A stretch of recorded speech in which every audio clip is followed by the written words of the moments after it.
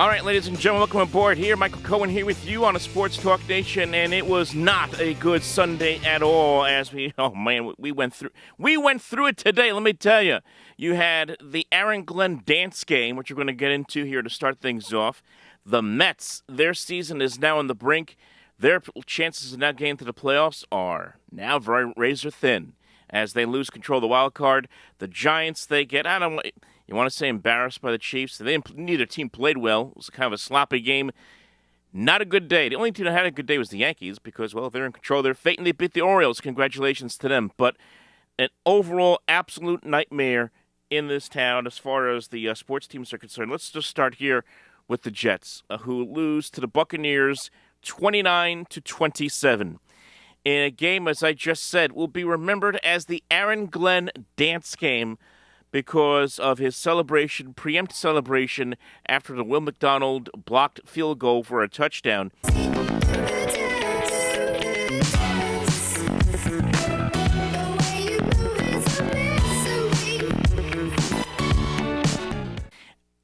I mean, let's just take it right to the fourth quarter here, right? Let's just go right at it.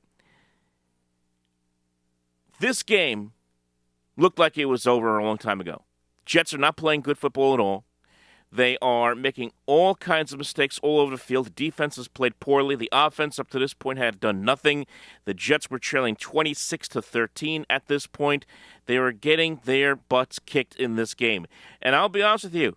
I'm going to be straight up honest with you. By the third quarter, I had just decided to just walk away for a little bit. When it was 23-6, I said, I got to step away. I did come back, but I had to step away just for a little bit because it was just bad football all the way around for this football team. Now, to be fair, it was a very solid drive by Tyrod Taylor, who played better in the fourth quarter. Didn't have a great game because he was under siege. I know the stats look good, 26 out of 36, 2 touchdowns, a pick. Of course, the pick was a pick six, as we all know in this game. But he was under siege the entire day, was getting sacked. I think he got sacked 4 times in this game against the Bucs. Just had nowhere to run. The only guy that he could target really all day was Garrett Wilson. Didn't have a good day at all. No one had a good day, really, offensively. But they did turn it on in the fourth quarter. And, yes, they got bailed out a couple of times. You had what would have been a second interception by Taylor, but Jamel Dean was called for pass interference. Then, of course, the touchdown to Allen Lazard, which I thought was incomplete. And it looked like Lazard had bobbled the ball in his hands. It looked like at one point he actually lost control of the ball, tried to regain control. I thought it hit the ground. It's basically Austin Seferian-Jenkins all over again. We all remember that play from years ago. Only this time, the referees go into the tent, they review it, and they decide to give the Jets the touchdown, or at least let it stand as a touchdown. I thought they were going to reverse it. I didn't think he had the touchdown, to be honest with you. So that Jets got lucky there. And then, inexplicably, here you are, the Jets are down 6 points, and you got nearly 4 minutes to go, and Aaron Glenn uses all 3 of his timeouts. This before the blocked field goal. He uses all 3 timeouts by the time there's 2 minutes and 28 seconds to go in this game. And you're thinking to yourself, what are you doing? Even if the Bucs do score here, you got no timeouts for the next 2.5 minutes of this game. You wasted all of them right there in that situation. Terrible job managing the clock there. We'll get into more of the coaching and the management of the game in a minute. But then, of course, the play that no one expected, obviously, with Will McDonald blocking a field goal. And I'll be honest, I was shocked. I didn't know whether to cheer. I didn't do anything. I was just like, what? What's going on here? All of a sudden, he gets the blocked field goal. You're seeing Will McDonald. Initially, they didn't show it initially. They're showing Tyrod Taylor initially staying on the sideline. And then they cut it finally back to McDonald getting into the end zone and waving at the fans goodbye. And Aaron Glenn jumping up and down and doing his, Michael Jackson routine, kind of like imitating his own pick six dances that he used to do when he was a player. And all of a sudden, the Jets are winning this game. But, of course, this defense, which has been like a sieve all year in the first 3 games, and it was a sieve on Sunday, gives out the big run to make Baker Mayfield, and the Bucs get in field goal position to kick the game-winning field goal. You think the Jets wish they could have had those timeouts back? I think they kind of do. And of course, the Bucs win a game 29-27, and there's a lot to pick apart here. First of all, there are the comments in post-game by Aaron Glenn in which he tries to go up against the media again, in which he says it's not the same old Jets and that he doesn't want to focus on the negatives but wants to focus on the positives. That's a big change from what we saw a couple weeks ago, where Aaron Glenn said there's no moral victories and that they need to do better and they need to get better. And all of a sudden, yes, I understand that the Jets came back from nowhere in this game to suddenly have a lead. They got some breaks, obviously, to make that happen. But I didn't feel that this was a moral victory at all. I thought, if you want me to be honest with you, I thought the Pittsburgh game was more of a moral victory because you were winning that game the entire way through, except for the very end when you had a couple of bad plays happen. Here, the Jets were having a horrible day. You had a game where there was 21 combined penalties, 14 by the Bucs, who just kept getting flagged all over the place. The Jets had their own issues in this game. And here are a couple things that bother me in this game from the Jets standpoint. It's this. It's situational awareness. I'll call it that. Situational awareness. And there are so many points in this game, especially early on. Here are the Jets with a 3-0 lead. And you have the Bucs on 3rd and 9 at the Jet 31, right? And there's offensive holding called. All you have to do is decline it. It's 4th down. The pass was incomplete by Baker Mayfield. Decline 4th down, Bucs kick a field goal. Maybe they make it, maybe they don't. Okay, you accept that. All right, fine, you go back 10 yards. Now it's 3rd and 19.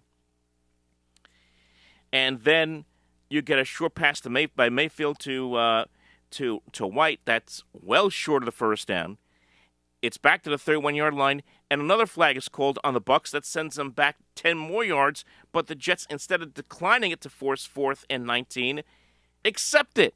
And now it's 3rd and 29. And of course, Sauce Gardner then gets flagged for pass interference, and that gives the Bucs new life. Fact is this, the Jets were making mistakes coaching-wise. You have a chance to just get off the field. Just get off the field. Why are you accepting penalties and then obviously taking that risk as you did with Sauce Gardner getting flagged for pass interference? And I think there was another 3rd and 24 where the Jets were flagged again, or the Jets accepted penalties when all they had to do was decline it. Just it's situational awareness and also just bad penalties. And also, again, situational awareness, even at the end of the game with the timeouts. You got 3 timeouts. You got 3:48 to go. Save some timeouts. You don't need to use them all. So I think those kind of things really annoyed me in this game. And really, overall, the defense just concerns me. It really does concern me, guys. Here, Baker Mayfield, 233 yards passing. Not great. But 122 yards rushing by the Buccaneers in this game. They averaged 3.6 yards a carry. Mayfield himself had 11 yards a carry on 4 carries, 44 yards overall. You give up that big run play by Mayfield, 33 yards at the end of the game to set the Buccaneers to the field goal. And I didn't feel comfortable to the Jets with a 1-point lead. We all knew they were going to blow it. This defense has shown no way to get after the quarterback. In fact, they only sacked Mayfield once the entire game. They didn't force any turnovers, and these are the problems that have been hitting the Jets for some time now. It's they don't rush the passer well enough, they don't hit the quarterback enough, and they don't force turnovers. And that's the biggest one. They don't force turnovers. There are so many chances in this game where you would think, just get one turnover, just get a fumble. And there are a couple of plays where there were fumbles, and the Jets didn't jump on the football. And that's something that's happened even in the first game of the year against Pittsburgh, where there was a play available where the ball was free, and the Jets failed to jump on the football. Situational awareness. It's those kind of things that add up and lose you a football game. I like Aaron Glenn. I think he'll be a good head coach in this league. As far as the D.A.N.C.E is concerned, hey, look, he was excited. I get it. your team comes back from basically nowhere, down 23 to 6 to now have the lead at 27 to 26. I get it. At the same time, as your head coach in that situation, got to tone it down just a little bit. Just tone it down a little bit. And again, situational awareness, know where you are in the game. You've got the Bucks getting the football back with a little less than 2 minutes to go in the game. Focus should be okay.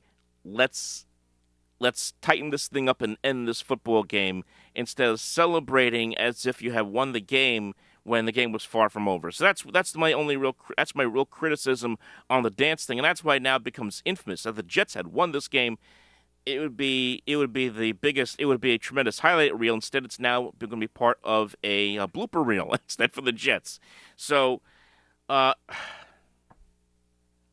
look, I've said that this would be a transition year. I've said that this was going to be a work in progress. I said all of that. But what has to drive you nuts is when you watch these games and you see a team that for 3.5 quarters looked like they didn't want to be on the field, much like that was the case last week against Buffalo, and at the same time continues to make mistakes that should be corrected. And I feel like this team should be getting better, not worse. It feels like from where we were in week 1, where this team played good football against the Steelers and still lost the game. And if they had made a couple of plays go their way, probably would have won that game. To now, it's just sloppy play. It's sloppiness in discipline with penalties. It's sloppiness in getting to the football faster, with the exception, of course, of the McDonald play, which was fantastic. But, when there's other opportunities to force turnovers, it's sloppiness as far as the play calling and inconsistency as far as play calling and execution on the offense.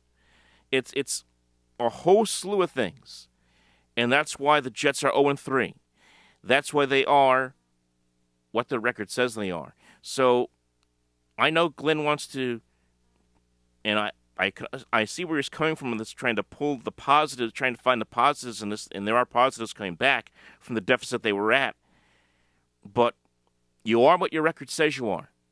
You are what your record says you are, and that's what Bill Parcells would say all the time. And I can't remember a time where Bill Parcells or Jimmy Johnson or Bill Belichick would dance up and down the sideline as if they were still playing after a big shift in the score. It'll be like, hey, let's just keep going to the next play. So, a brutal loss for the Jets.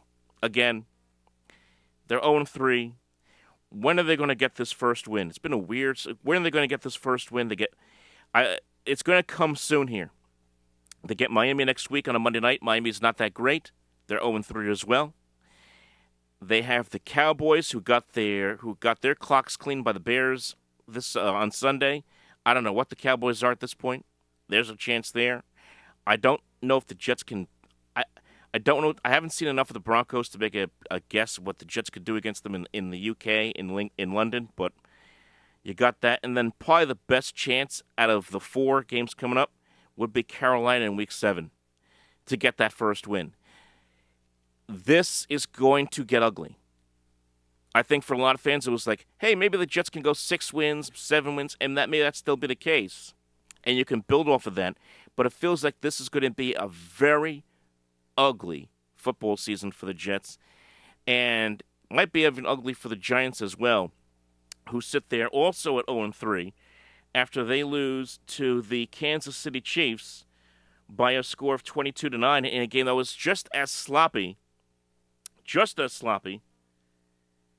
as this Jets game. Let me just pull this up here. Combined in this game penalties, 15 penalties. That's modest compared to what we saw at the Jet game, right, where we saw 21 penalties. 15 combined penalties for the Giants and Chiefs game. Neither team played all that well, but the Chiefs did enough, and they win it 22-9. Of course, Russell Wilson with 2 big interceptions, the 1 big pick in the end zone. That was really the difference in the game that kind of flipped the game back towards Kansas City. You like seeing Cam Skidabo run for 60 yards for a touchdown for the Giants, but it just wasn't enough. They had an extra point blocked. At some point, the Giants have to make a change. They have to make a change. At 0-3, this team most likely is. Look, we know the Giants are not going to be a playoff team this year. What point do the Giants make the switch to Jackson Dart? I thought this was a chance. Now I know why they didn't do it. It's a Sunday night national game. You don't want to create national headlines by making a quarterback change on a featured game against the defending AFC champions. I get that, but at some point you got to make a move towards the future here. If Jackson Dart is your future, if they're the Giants, do you do it for next week against the Chargers? Or do you do it when the Giants go down to New Orleans to take on an equally bad Saints team? That seems more likely. But it's coming faster than I think certainly Russell Wilson or other people that the Giants would like to be. So that's where they stand right now at 0-3 here after losing to the Chiefs. 22-9 in a game where the Chiefs did not play well. You got Andy Reid looking really pissed off on the sideline, getting into it with Travis Kelce. Patrick Mahomes recovering his own fumble at one point in this game. He didn't look all that great. Chiefs are not what they used to be, even though they stand there now at 1-2 on the season. All right, so we go from two disasters with the Jets, the Giants, and now let's go to the biggest disaster of all, and that, of course, is the New York Metropolitans. The New York Metropolitans, whose entire season has now been flushed down the drain. At least it feels that way. I know they're not out of it. But they're now tied for the wild card with the Cincinnati Reds. So we got 6 games left in the 2025 season, and the Mets lose to the Nationals 3-2 as Jacob Young, the Washington Nationals center fielder, now will join, if the Mets miss the playoffs, will join the pantheon of opponents who have come out of nowhere to beat the Mets and knock the Mets out of the playoffs. Now, they're not out of it yet. They're tied with Cincinnati for the wild card. All right? They're tied with them for the wild card at the moment. But the Reds, of course, own the tiebreaker. They won 4 out of 6 against the Mets this year. But this is just another disappointment in what's been a long line of disappointments for the Mets this year. It's been a roller coaster season. Juan Soto went 1 for 2. Pete Alonso went 2 for 4. Neither one drove in a run. The only home run today by the Mets was Lindor, a solo shot. That was it. I think there was a situation where he had Starling Marte on base, Lindor, and then popped up in the 7th inning, and that ended a potential rally there. But Jacob Young, the incredible catch first in the 5th inning on the pop-up by Brett Beatty, where he makes the catch against the wall, then has the ball pop out of his glove, kicks the ball up in the air with his foot, and then catches the ball again with his glove hand and gets the out on Beatty. And then in the 9th inning, robbing Francisco Alvarez of a potential game-tying home run in the 9th inning. And that was it. Mets are now 0-67 when they trail after innings. No other team in baseball has been as bad after the 8th inning as the Mets have been. Everyone in baseball has at least one win or has a couple of wins. When trailing after 8 innings, the Mets have 0. 0! 0! And that's why the Mets are where they are. That's why they have gone from being a team that was contending for the NL East to contending for a wild card to now potentially being out of the playoffs totally. So, if the Mets do miss the playoffs here, and this season goes into a total tailspin, and will be remembered in the lines of 2007 and 2008, you can point back to the offseason, the gamble the Mets front office, David Stearns, took on trying to go with a patchwork starting rotation this year, when they could have gone out there, been more aggressive, and tried to get us some more top-flight pitching. They didn't do that. They had a injured Shomania this year. They had Kodai Senga, who got injured second half of the year. They tried to, you want to say rush, but they tried to, push the kids up into the system this year with McClain and Tong and Sprout, and certainly McClain has been the better of the 3 so far. But even he, the other day, hit a bit of a wall, giving up 3 runs, giving up 4 runs, only 1 was earned. The fact that with 3 of the best hitters, 3 of the top 10 hitters in baseball in their lineup, in Soto, Lindor, and Alonso, that they missed the playoffs, that's bad. That's embarrassing. And I don't know what Steve Cohen's going to do once we get to the offseason in a week or so. if this Mets season does end in the regular season, and even if it ends in a wild card series in L.A. against the Dodgers or the Padres, what is he going to do to change things up? Will there be changes in the front office? Will there be changes in the manager? I mean, I'm tired of seeing the Mets change manager every 2 years. But there needs to be something that's going to happen. Something is going to happen, I would think. Then again, maybe it won't. But this is bad. And now over their last 13 games combined are 4-10 in their last 14 games? 4-10. That's terrible. This is not a playoff team. This is not a playoff team this year. It's disappointing. I'm extreme to say that, because I was hopeful that this team, if they could find a way, get hot here down the stretch, find something going on here with these young guys in the rotation, then maybe they would find a way to do something in the postseason. But they don't have enough starting pitching. Their bullpen is a mess, and they just don't have enough timely, consistent hitting. They have a lot of work to do if this season does end, most likely by the time we get to the end of the regular season in a week, or if it does end in a wild card series, we'll see. But you can't feel good about the Mets' chances to go very far beyond that. Folks, another bad day in New York. Like and subscribe. We'll talk to you next time.